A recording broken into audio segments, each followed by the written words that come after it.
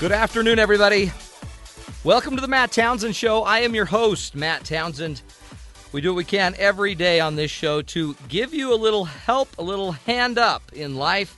See if we can't make your relationships, your life, just everything that makes you human, maybe go a little bit easier for you. That is the goal of the show every single day. Welcome to the BYU Radio show with Matt Townsend. And also, we're going to have a full show today with a bunch of guests. In fact, I'm pretty much going to guarantee a laugh today. Okay, can't promise it, but I'm going to guarantee it, even though I'm not going to promise it. I don't know how those two go together, but the reality is I have found we need a little more humor in our lives, and quite honestly, I think all of us are a bit too uptight. And so on today's show, we're going to see if we can't show you the benefits of a good laugh, right? Now, you'd think laughter would be normal, would be natural, it would be easy, wouldn't you? You'd think it'd be kind of a no-brainer, just something you do. But you know, there seems to be better times for laughter and not so great times for laughter. One day I was walking down the street with my lovely wife, as I'm known to do, and we were on a cute little walk, not hand in hand, because it actually would have been helpful if she had my hand. I probably wouldn't have fallen as far. But as I was walking, I twisted my ankle, okay? Just a simple ankle twist. And in my head, you know, I was starting to fall. And my head is saying, hey, Matt, you're starting to fall. And my ego inside of me says, no, we're not doing that. We're not going to have a fall today, Matt. So I thought, oh, okay, I guess what I'll do then is I'm just going to start running. And I started trying to outrun the fall while I was falling. Okay, it's a really cool thing. So for about every inch of altitude that I lost, I tried to take a step. And it was a brilliant idea for about 10 steps. But eventually, I ran literally about a house length while I was falling. And then there's this magic moment where you know you're going down. And you've already run a block. And you're exhausted. And you realize you can't keep running. You're just going to have to take the hit. So I fall, okay? Which, you know, for some people could be embarrassing. And it was for me. And I was kind of just startled that I had just twisted my ankle and fallen in front of my wife. But I knew, this is what I knew. I knew my loving, caring, compassionate wife would run to my side and just be there to pick me up out of my skinned knees and ashes. And you know what? She wasn't there. She actually got there in about a second, but when she got there, her face was bright red, and she was rolling, and she's like, why did you do that? And she was laughing. And in all of my humiliation, her laughter made me start to laugh, and it saved me because I was mad. Why are you laughing at me? And then worse than that, why are you asking me why I did that? Of course I did it to make you laugh. I wouldn't do it for any other reason. I didn't do it to look dumb. I didn't do it because my ankles are weak. No, I did it because I wanted to make you happy, my love. Anyway, her laughter helped me heal. And apparently there's some pretty good research on this. A good, sense of humor can actually help you heal. In fact, especially at work even, they say laughter is the best medicine. And there was a study that they did out of Canisius College in Buffalo, New York, and the study was basically trying to figure out if employees who were managed by people with a sense of humor, how they tended to handle things better or worse compared to being managed by somebody without a sense of humor. So they found out that if employees view their managers as humor-oriented, they also view them as more effective.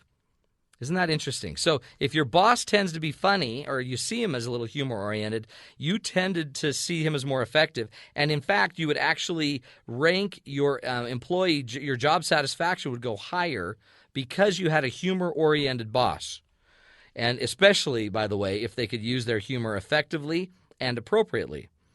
They also found in another study that kind of collaborated on this research that aging adults who use humor in their life were more frequently reporting that they were coping better with life and they had better life satisfaction.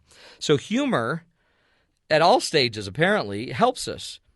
And this was like the third the third study that this professor Melissa B. Wainzer had done on this topic. And every study she's doing, she's finding out, is just validating more and more that humor is valuable. Now, not all humor, and we're going to talk about this today. Not all humor is, ideal. Self-disparaging humor, making fun of oneself, it's an effective form of humor communication, as long as you don't take it to excess, for example. Also, some forms of a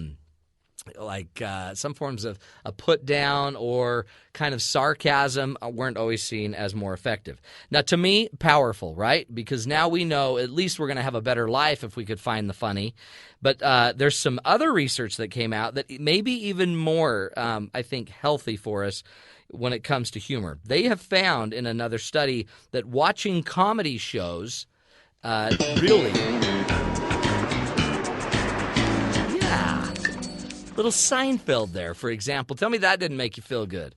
Just the thought of the Seinfeld theme can make you feel better. But in the study at UCLA, they did, it was a really fascinating study that actually was funded by Comedy Central. Isn't that interesting? So Comedy Central threw a little money out there to help a little research on laughter and the impacts of laughter. And what they found is that laughter has been a really powerful tool to actually help people tolerate more pain. So you don't even need painkillers anymore. Throw them away. You don't even need painkillers. In fact, I guess all you need is a good laugh. And the latest research shows that when they did a study on a number of children, they found that the children that laughed and smiled regularly during a show, so they were actually ranking laughter and smiles, and the children that were smiling more and laughing more actually were more able to handle pain. So when I turfed it and fell for a block and then just spread-eagled it all over the cement, my wife was trying to help me by laughing at me. And she wasn't laughing at me. She was laughing with me. But it felt like at me, which I thought was rude. And so humor helps, folks. And that's the topic of today's show. We're going to dissect it every single way possible. We're going to bring in a comedy group, a comedy club. I don't know what we call them. They're called HumorU. They're from Brigham Young University, and they're just a bunch of funny people. We're going to pick their brain and figure out, how do you find the funny in everyday life? How do you take everyday events? How do you take everyday things that you just got to deal with? And how do you find the funny in them, like falling for a block? Or, and maybe there's some things you can't find totally funny, but there's little things every day that you got to be able to pick up and notice, right? So we're going to be bringing them in. We're also going to be talking about, maybe what's not appropriate. What are some things that we probably ought not do? The funny thing I think about life is that in reality, we need funny people. In fact, a great example of it is up in Emerald City, up in Seattle. There's this guy, his name is Benjamin Fodor, F-O-D-O-R, who's, I guess, noticing that there's just too much violence on the streets, and it's not safe, and it's not healthy, I guess. So Benjamin Fodor, I don't know how you say his name, F-O-D-O-R, he began patrolling the streets. He's tired of it. So he started dressing up in a bulletproof vest, and he carries pepper spray and handcuffs and a stun baton. And now the guy goes out. He even has a color-coded matching homemade uniform. And the guy goes out, and he is now there to save the world. He calls himself Phoenix Jones. Phoenix Jones, the man, the myth, the legend. And I don't know how he got his name. In fact, I don't even know how you get the name. What are we going to call this guy? Dr. Octopus. Wait, I got it. Dr. Octopus. But I like it. Of course you do. I like it. It's good. What do you call him? He chose Phoenix Jones. Now he's out there out and about on the town trying to save the people of Seattle. He's their superhero. Everybody seems to love him, I guess, except the cops. His job, he sees it, is to break up bar fights, to catch muggers, prevent crimes. But the police, they don't like him a lot. Apparently, Phoenix Jones' superhero has been arrested for assault while protecting his fair city. Now, if that wasn't bad enough, now there's another Joker in the case here, a real Joker. He now has a supervillain that's now has just vowed that he will eventually destroy Phoenix Jones. So now, check this out. People in Seattle are just trying to live, and somebody's got their sense of humor going. starting to create something funny, and now another person's going to step in and start making fun of them. You know what? Humor. It can heal us. Maybe it helps us not only protect our neighborhoods, but we know for sure it helps us live healthier lives. It helps us decrease our stress, tolerate more pain. And when we come back from the break, we are going to show you in every way possible how to get a little more humor into your life. Thanks for listening, everybody, to the Matt Townsend Show. We'll be back after this break on Sirius XM 143 BYU Radio.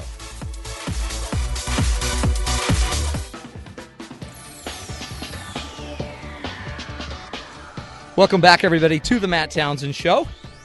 We have got a studio filled with talented humorists. Was that what we're calling you? Sure, why not?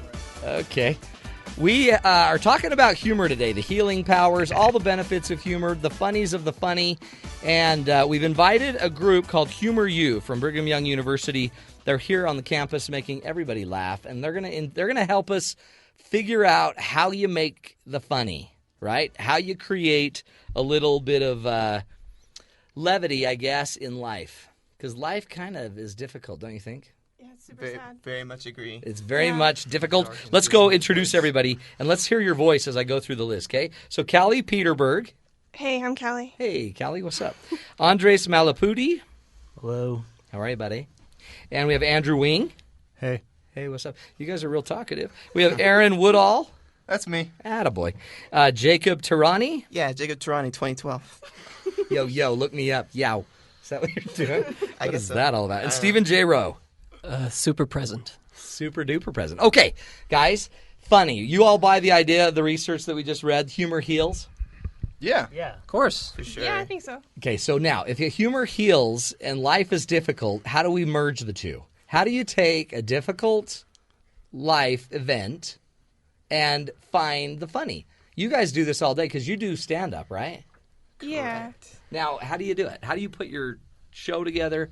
How do you find the funny in the life? Yeah, just maybe raise your hand and then we'll call on you. Okay, well, we're all looking at me, so So that's Callie. Good. I think they know that they all know that I'm really depressed. So Is that it? You're so depressed. yeah. And I think most of my jokes lately that I'm performing a lot are about depression. Are they? Yeah. But is it healing? It probably heals. Yeah, well, therapy outside, like if you don't get to go to BYU, is pretty expensive. Yeah. But luckily to be a part of HumorU, it's free. Yeah. And so, I don't know, most of my jokes are about what my therapist says. My therapist died at one real? point. For real, that actually happened. Oh, boy. Made a joke out of it. Wow. It sounds hilarious. Yeah. But it helps you deal with it. People were sadder than I was expecting. Oh, were they? Oh, he died. He's dead? No. But I think you have to do that. Yeah. I don't know. That's how, I think my sense of humor probably came from the fact that I was really awkward and and depressed as a child, and so it comes from there. You relate to people. Because to me, honestly, if you look at a lot of just comedians in general, they all seem to have kind of an insight to a darker side. You know what I mean? A lot of them have a little bit of a dark side. A lot of them, sadly, end up dying young, tragic kind of accident. I mean, weird stuff goes on with these people. So do you think there's an insight that, maybe it is having a little depression that actually helps you be a better actor or a comedian? Does the insight of being human give you a leg up? And then if you can be funny about it, even makes it better. I'll just keep talking. Yeah. Do you want to, Jacob? I think, it's the insight that makes people sad. It's the insight first, so that they have something to say about things they see. Yeah. A lot of the things you see are bummers. Yeah, they're down.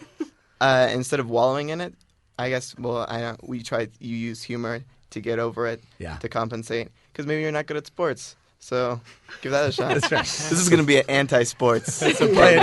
Yeah, so apparently none of you are good at sports, right? Is that what it is? I think we've got some. But what it is Aaron's actually pretty good at sports. there's one. Yeah. Good. So I'm the worst comedian here. Are you? But you have dexterity, so that's good. Okay. But isn't it interesting in the end that you can take, it's all skills. These are all just coping skills. So if you can go out and, eventually you're not going to be a pro athlete. And if you're not a pro athlete, you got to get a job. And so at some point, right? A real job. A real job. But the the expectation? irony of comedy is this is something that if you can learn it young, you can use it forever.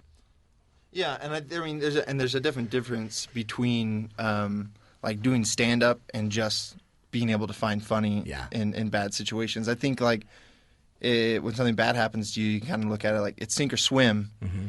You can either just let this depress you even more, or you can find a way out of it. And I think humor is one way out of it, and it's like my favorite way out of it. It's an easy way out. Well, and it's legal. Yeah. So it's half the battle, right? If it's legal and it's free. But see, so let's get into that. Now, you all put together, you actually have stand-up acts, right? Yep. So how do you do that? How do you go about putting together your act? How does that work? Well, Matt, I think we take all of our sad experiences. No. Did you have something to say? Back to Andy? Callie. Callie always goes back to the sad experience. No, I don't know. Like, I really do have like really bumming experiences that lead to most of my jokes. Like when give us some. Like, tell us. Just you don't have to do your whole act, but tell us about. Take us on a road. Take us on a. Let's go on a journey together. Yeah. No, my little sister is actually like super sassy, and when she was 6, I would call. She's 7 now, so it's not like a long time ago. I would call and ask to talk to her. It's just important to me to stay connected to them. And at one point, I called and I said, "Hey, Dad, can I talk to Abby?" And I heard her in the background. And my dad said, "Hey, Abby, do you want to talk to Callie?" And she goes, "No, tell her I'm busy." And I was like, "You're 6. Like, what do you have to do that is so time-consuming?" She's like, "I'm sorry. Like, Dora's on. Like, the schedule is packed right now." Huge. And that really made me sad because I was like, she doesn't want to talk to me, but at the same time, like, there's humor. That's funny. Yeah. See, but that's a perfect example, isn't it? It's just life. Yeah. That's great. What else? Who else has got stories? I've got one. Let's hear one. Is this I'm Steven. Row your boat. Yeah, that's me. So I have a couple food allergies, and when I discovered that I had them, well, just before I discovered that I had them, I got really sick, and I was in bed for like a month. I was spending a lot of time on my couch. Yeah, it was pretty terrible, but It does sound pretty awesome. It does sound nice to be in bed for that long but when you're throwing up all day, it's not the best. So, my wife, we were dating at the time, and she came over and she's like, "You've been spending a lot of time on the couch." And I said, "Yeah, I think my bed misses me because I've been out here so much." So she and I together actually wrote this whole joke about how my bed is jealous of my couch. And it just developed into this whole, I kind of have a relationship with my bed that's being violated by the couch. And they don't talk. They give each other weird looks. Yeah, they're kind of rivals with each other. So, Cool. I took what was an awful situation for me, and I got one of my best jokes out of it. Isn't that great? People really enjoyed that one. Well, then your wife, and you got your wife involved. So what's it like to live with you guys? Unfun. Is it unfun? Bad. We're not funny at home. I know, actually. that's the funny thing. Very sad people. They don't. Barely funny on stage. You're barely funny on stage, let alone at home. But it's funny because you're not a prophet in your own country, right? So nobody enjoys you as much as people that don't know you. Isn't that the truth? Let's hope so. Yeah. We're going to talk about our home life now. Yeah. My parents, not fans. Do you have any material, or any of you have material about your parents? Oh my gosh. I do. Let's hear a little bit of that. Let Jacob tell some. Oh, please. I just use my mom and dad as figures to talk about violent and despicable things that people do. My parents are actually very loving and are just rad folks, but I like to talk about them killing animals. Really? And these aren't based entirely in real experiences. In fact, they're made up. I lied. Tell him your horrible nightmare about your. I'm not going to do that. There's a joke that I talk about nightmares in my father's voice, and that is that. Really? And that's that? You don't want to share it because your dad might be listening, because I bet he has Sirius XM radio. He's probably listening right now. He's probably listening and frowning so hard. He's so proud of you, dude. A single tear rolls I'm down my so father's proud of face. my kids that make up lies about me. That's great. So parents, family, siblings, what other things come up? I'm married, and I get lots of jokes from my wife. jokes. Thankfully, she thinks I'm funny. Does she? And she puts up with me telling jokes about her in front of lots of people. Does she? Yeah, I surprised her with some jokes one time about how excited she was to have a baby. And she wasn't expecting me to tell so many jokes about her at this show. And she was a great sport about it. But, I mean... Now, later in the show, we're going to be reviewing the video of the guy whose wife had the 80-mile-an-hour problem where she couldn't figure out 80 miles an hour.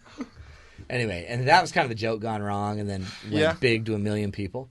Have you done a joke where it just didn't work and people were offended? Oh, yeah. Yes. This was like this last weekend. Let's hear it. Yeah, let's hear one, Callie. Yeah, You got one? no, like I got a paid gig, which was sweet. I'm happy I got money, but Way to brag about it, Kelly. thank you. Gig is an industry term for the viewer. Oh, okay, Means thank you. paid show. Thanks, Okay, Jacob. good. But everybody was eating, and it sucked. Can I say that? No, Okay. but keep going. It was awful. Yeah, that's good.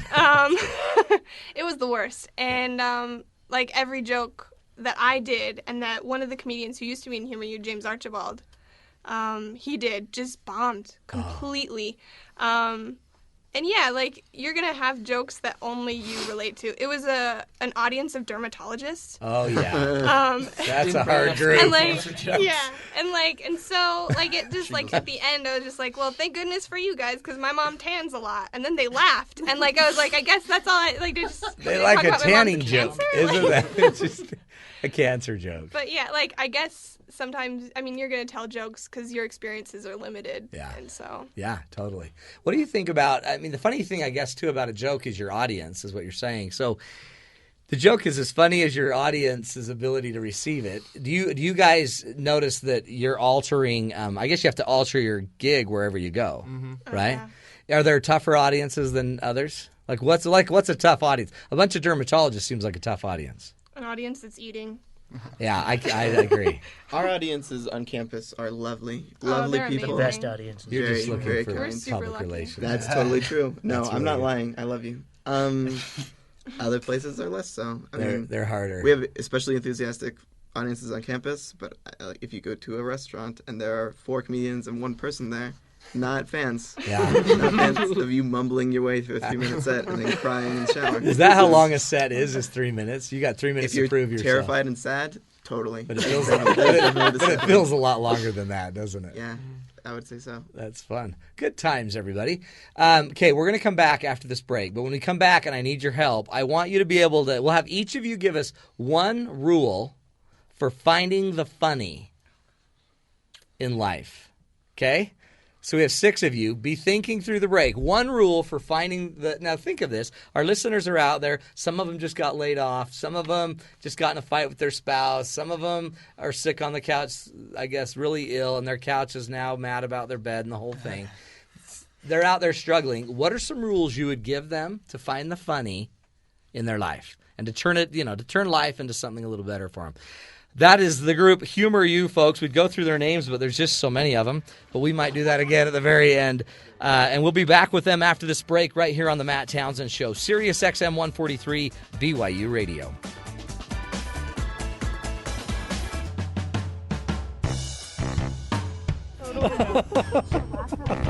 That's a real laugh. That's a real laugh. That's not fake. Some laughs are genuine, while others are a bit forced.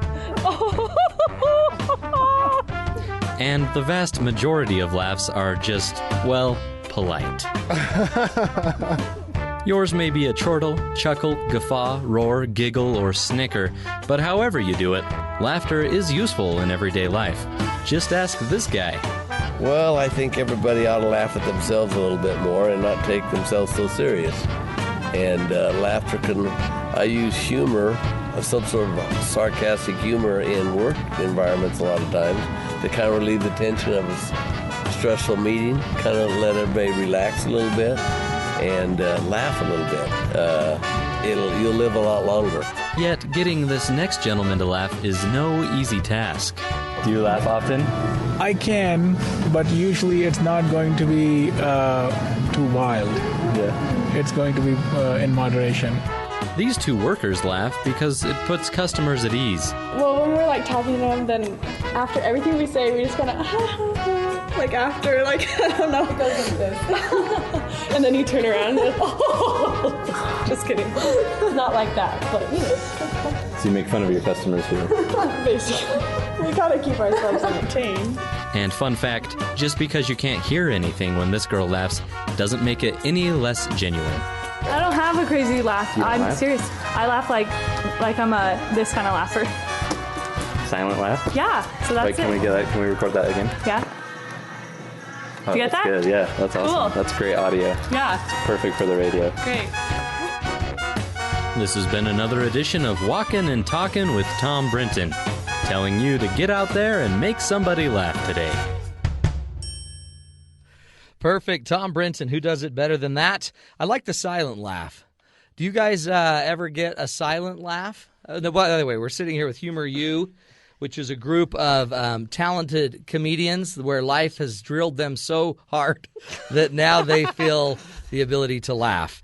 And so it's a comedy group from Brigham Young University. They teach us, and in a minute they're going to teach us to find the funny. But have any of you guys ever heard the silent laugh? I only do a silent laugh. I'm currently silently laughing. My father's laughs are all silent. What do you mean, like just smiling? Well, just people looking at you like, oh, awkward.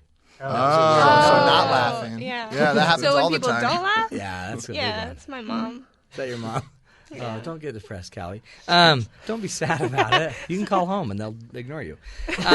So we're talking about life, right? Life's hard, and we asked you all to come up with an example of the funny. First of all, do you guys think you can actually teach someone to be funny or define the humor? I think you can. You can improve yourself as a comedian, but there's certain things that you have to have inherently. So you can improve your joke writing and you can improve timing and everything, but if you don't have anything funny to say, then you never will. Give up. Get out of the business so I have a better shot.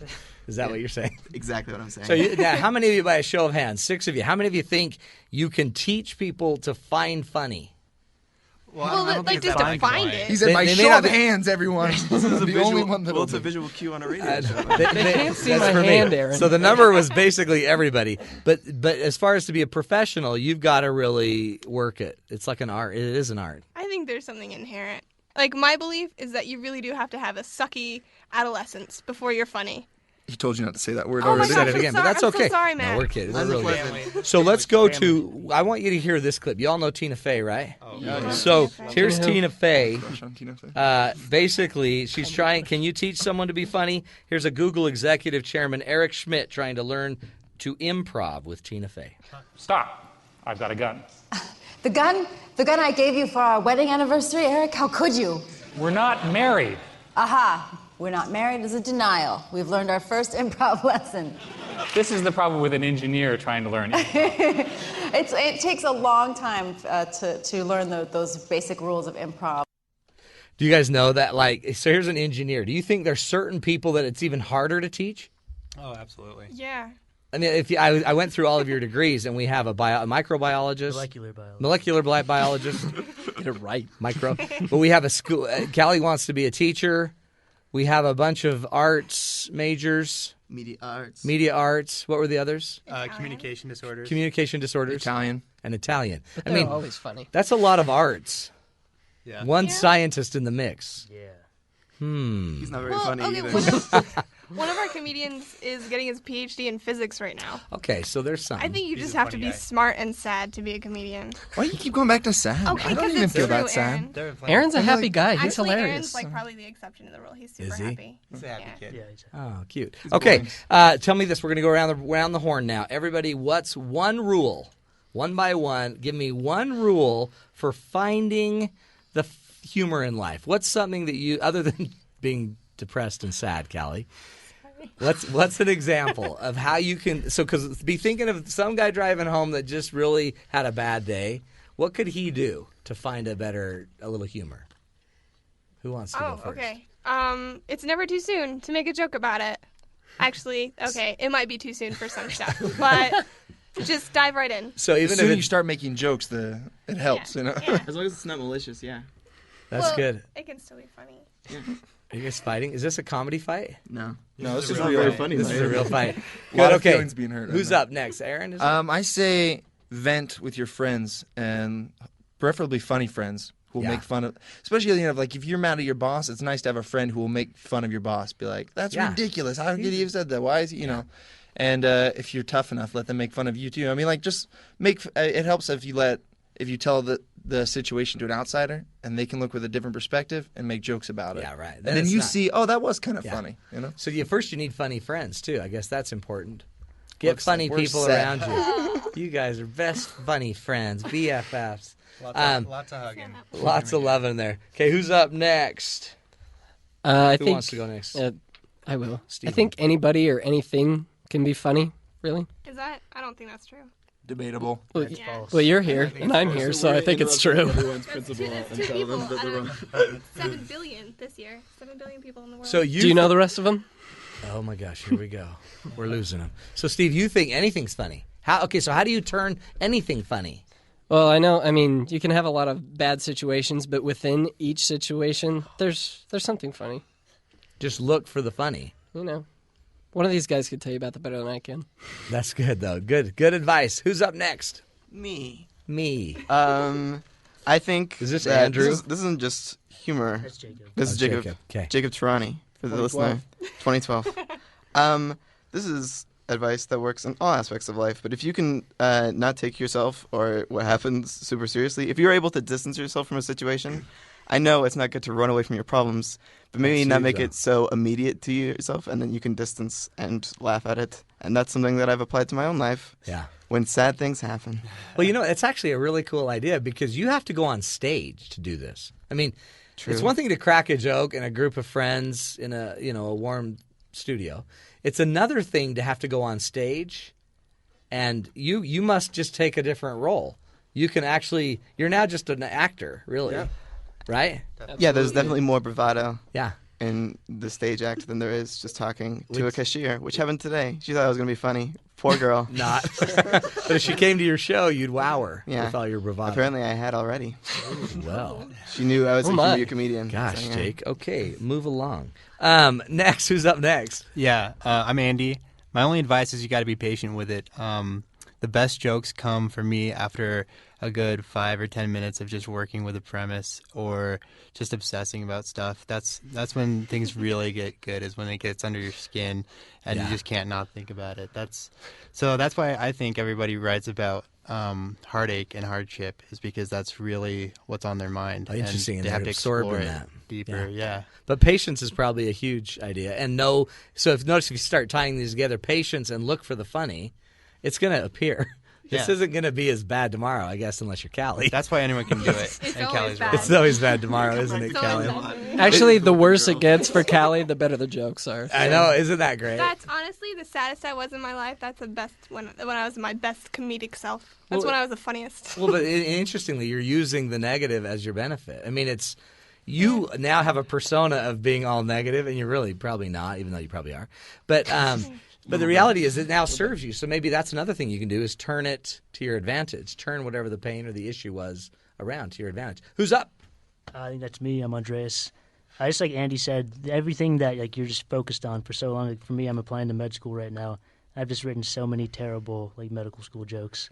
But you can find funny in anything, and most of my jokes aren't good. But like you said, you have your actual self and then your stage self, and I take 1% or even 10% of those jokes, and I make them funny. That's great. And so, and getting into med school is tough. So if you could laugh your way through it, it's probably better than just crying. You can always call Callie. Did we get everybody? Yeah. Okay, so that's the group. Now, guys, if anybody out there wants to check out HumorU, where do they find you?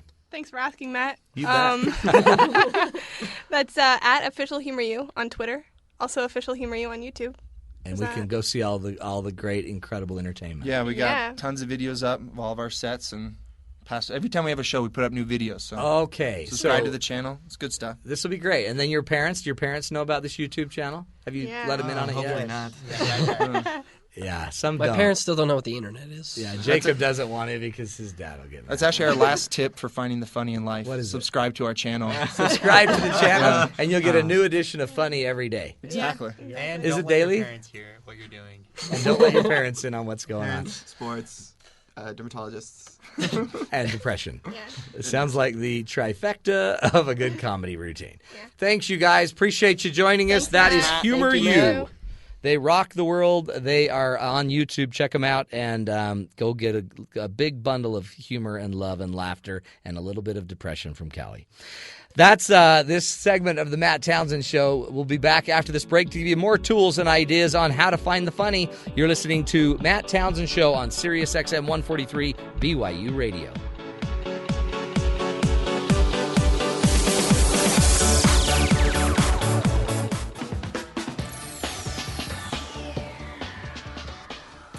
Welcome back, everybody, to the Matt Townsend Show. Today we've been trying to find the funny. We've been talking about humor and the benefits of humor, the good, the bad, the ugly. We had the HumorU come in and try to educate us on what makes something funny. And apparently the leading cause of humor is depression. And so, which couldn't be all bad. I mean, I think the neat thing about that is we're all going to go through it to some degree or another. Now, also, we wanted to just get into a little bit that sometimes humor can also cross the line, right? Did you hear about the guy? It sounds like the beginning of a joke. Hey, did you hear about the guy that some friend, oh my heavens, what kind of friend would do this? So there's a practical joke played on a colleague where his friend apparently placed a letter that contained threats. These were the threats. So he wrote a letter, stuck it in his friend's briefcase that was getting on an airplane. Not a good idea. And it was like a to-do list. And to-do list basically said, number 1, hijack plane. Number 2, kill Obama. Okay? There's the joke. And in reality, when he was going through the airport, it wasn't so good because he ended up getting stopped by the screeners. They found the note during the baggage check. And before he was able to board the Delta, his flight to Arizona, the FBI were arresting him. And now he is in big trouble, as is his friend that wrote the note. So, mental note, hey, next time you want to play a joke, I wouldn't involve the FBI, the TSA, the President of the United States, and blowing up of a plane. Those are just things I'd avoid. Not to give you humor advice or anything. Also, another one that may have gotten away, you may have heard the story about this brand new cute little couple, cute as can be, and they were just married, and the wife was having a hard time putting together the speed limit law. Okay? And the husband was teasing the wife kind of about that. Let's go to that clip. Think about 80 miles per hour. So how long does it take me to go 80 miles if I'm traveling 80 miles per hour? You are driving faster than a minute a mile. Yeah, totally. So I would whack 80 in half, and that's 40. Because, I mean, you're probably going 2 minutes a mile. Just whack it in half. Whack it in half. Well, depends on it. I mean, some cars' tires turn faster than others. Because, I mean, I think a truck probably is slower because it weighs more. Mm-hmm. But I think it also matters if your car's a stick or automatic. Okay, Chal. What? Think about the term miles per hour. Okay. Okay. Now, that's not funny. I'm not even laughing. The thing that makes it funny is the fact that he's actually recording her. So he's recording her, and as she's coming up with these thoughts, she just apparently wasn't thinking straight. She had been married or whatever, recently had finals. Her head wasn't on straight. She was confused, but he was recording her. And as he was recording her, he was just doing it basically, but he'd look in the camera and smile and roll his eyes like, oh my gosh, she's so crazy. Well, his whole goal was to just go show her family because they would just think that's hilarious. She was feeling pretty safe. Long and short of it, though, is he ended up posting it, and about 1 million visitors later, she kind of hit an internet phenomenon where she was all of a sudden really popular. And so that's kind of where it went bad. Now, it went so bad, the joke did, that they had to go on television and clean it up. This is the husband basically begging for forgiveness in a way on Good Morning America. I do apologize to Chelsea. Sorry for the emotional roller coaster it's put you through. And I'm glad that you are understanding and such a sweet wife, and that we are doing well. All right. Well, that's the sweetest thing we're going to see all day. Okay. By the way, notice we didn't hear from her. She was giving him the silent treatment. She's still mad. No, she's probably over it by now. But you know it's a bad joke when you have to go on Good Morning America to fix it, right?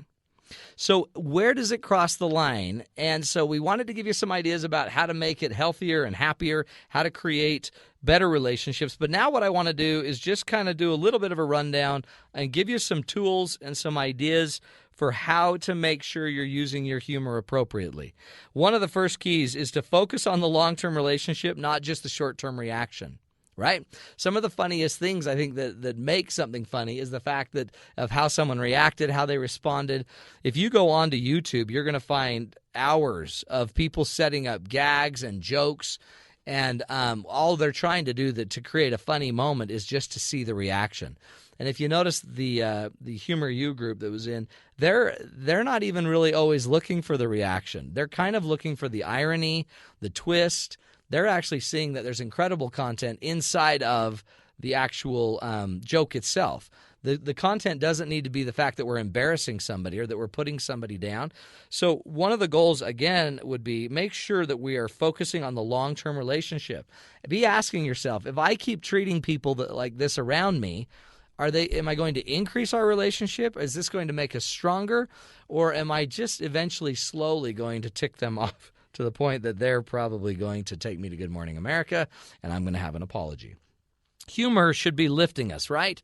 Humor should be taking us all to a better level. And in fact, that's the interesting thing about these groups is, I mean, it's easy to be a comedian, I guess, if you just want to be, gross or foul and just point out the foul things of life. But the reality is that's not going to lift us. So I guess you can get me to laugh, but part of laughter maybe also should be edifying the rest of the world, right? Finding good humor, finding good things, finding a way to maybe not just tear somebody down in the relationship, but lift them up. So that's kind of a really powerful idea. Another tool you might want to remember is that some of the funniest moments of life, and one of the troop members basically mentioned this, are usually found. They're not created. So if you have to stage your joke, it might not be a good sign that it's, I guess it's humor, but it's probably you're paying a little bit too much work just to get a joke. An example of that, and it's just a great thing you can go to YouTube and watch. There's not great audio, but what it is it's a family that were skiing. It's one of my favorite clips. And as they're skiing, I guess they had just ended the day. They're all standing in their skis, and their son, that appears to be like 3 years old, is falling asleep on his feet. But he's so locked in his boots and his skis and his bindings that he can't tip over. So the kid is asleep standing up. And the dad is like, oh, my heavens, you guys watch this. Look at this kid. He's falling asleep standing up. All you got to do is go YouTube sleeping standing, and you'll probably find it.